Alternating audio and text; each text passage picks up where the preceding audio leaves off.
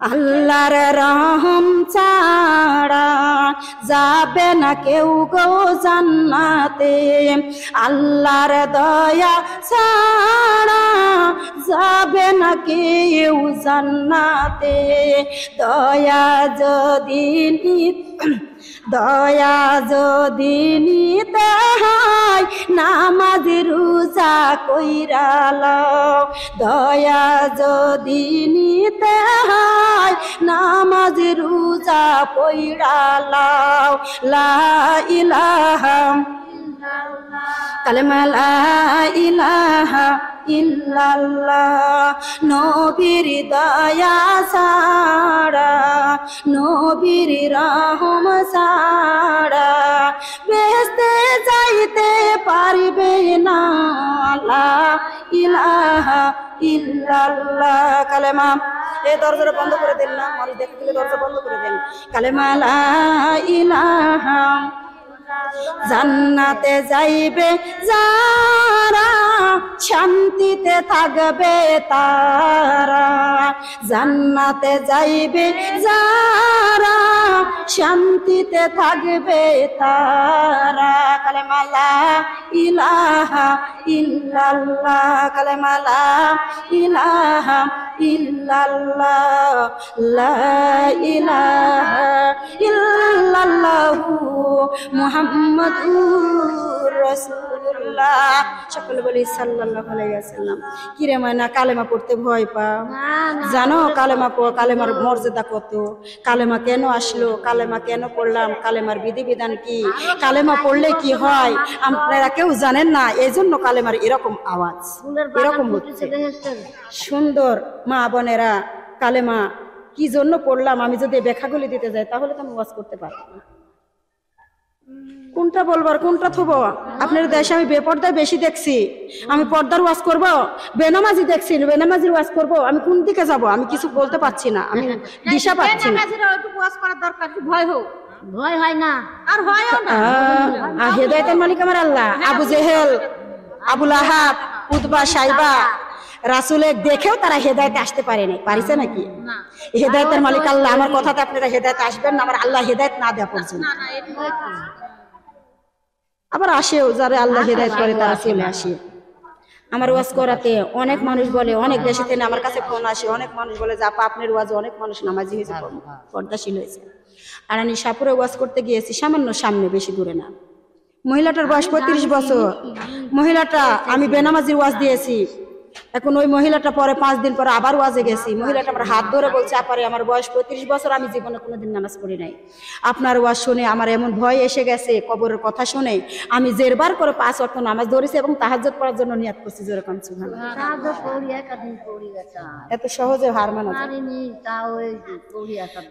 আউযু বিল্লাহি মিনাশ শাইতানির রাজিম। বিসমিল্লাহির রহমানির রহিম। ওয়াদারদ মা বোনেরা, এই যে কবরের ভিতরে চারিদিকের মাটি গর্জন করে গোমা, হাড় গুঁড়ো গুঁড়ো করে বুকের ভিতরে ঢুকাইয়ে দিয়েছেন। ওয়াদারদ মা বোনেরা দেখেন, আংটি সমতুল্য জায়গা হয়ে গেছে কবরখানা। কবরখানা আংটি সমতুল্য জায়গা হয়ে গেছে। আংটি এদিকেও আছে এদিকেও আছে গো মা। আংটি খানা কত বড়!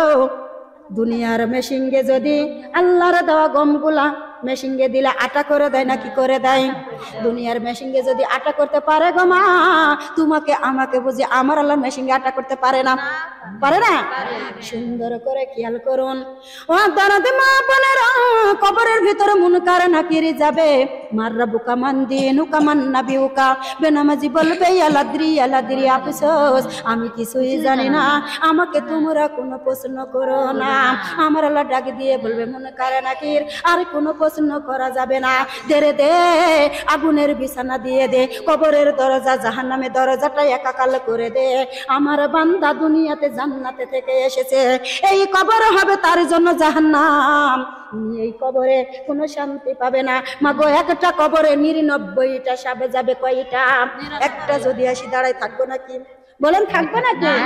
দরদি মা বোনেরা, কবরে পালানোর জায়গা নাই, লুকানোর জায়গা নাই। ওই কবরের ভিতরে 99টা সাপ যাবে, একবার যদি দংশন করে গো মা, 70,000 বছর এত জ্বালা যন্ত্রণা ব্যথা বিষ, মানুষ ওখানে মরবেও না, বাজবেও না।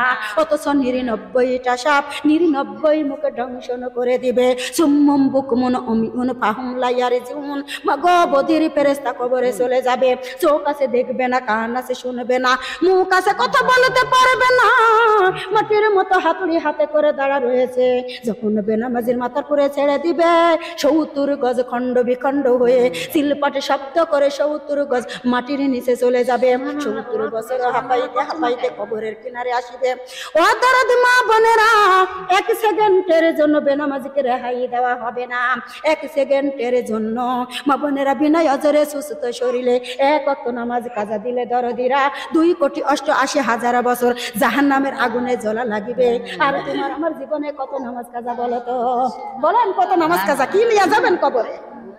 কি জবাব দেবেন আল্লাহর কাছে? আমরা আল্লাহ কি দুনিয়াতে খালি খাইতে বলেছে? আমরা আল্লাহ কি স্বামী সংসারই খালি করতে বলেছে? আল্লাহ পাক রব্বুল আলামিন স্বামী সন্তান গাড়ি বাড়ি অর্থ সম্পদ দেনিয়ালার মালিক কে বলেন তো? আমার আল্লাহ দেনিয়ালার মালিক। আমরা এমন একটা দিন পাই নাই, এই দিনটা শুধু আল্লাহকে ডাকবো। এমন একটা মাস পাই নাই, এই মাসটাই আল্লাহকে ডাকবো। আমার আল্লাহ ডাক দিয়ে বলে, বান্দারে আমি সংসার ধর্মকে বাদ দিতে বলি নাই, আমি সংসার ধর্মকে বাদ দিতে বলি নাই। ওরে আমার বান্দা বান্দিগণ, সব কিছুর ভিতরে দিয়া তোমরা কি করো? আল্লাহ না বুধু আমার আল্লাহর ইবাদত করো। কার ইবাদত করতে বলছে? বলো আল্লাহ। আমার আল্লাহর ইবাদত করতে বলছে। আর আপনারা কার ইবাদত করছেন বলেন তো দেখি? মা বোনের আমরা তো ইবাদত করি টিভির। কার ইবাদত করি বলেন? আমরা টিভির ইবাদত করি। মাগো, আমার আল্লাহ পাক রব্বুল আলামিন ডাক দিয়ে বলেছে, বান্দারে তোমার ঘরখানা সাজাও কুরআন দিয়ে, নামাজ দিয়ে, পর্দা দিয়ে।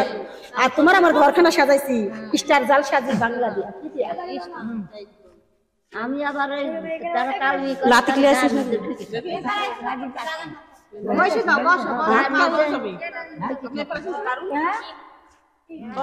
আমাকে গায়ের মধ্যে এরাই নিয়ে আসছে। বস, বসে। আউযু বিল্লাহি মিনাশ শাইতানির রাজিম। বিসমিল্লাহির রহমানির রহিম।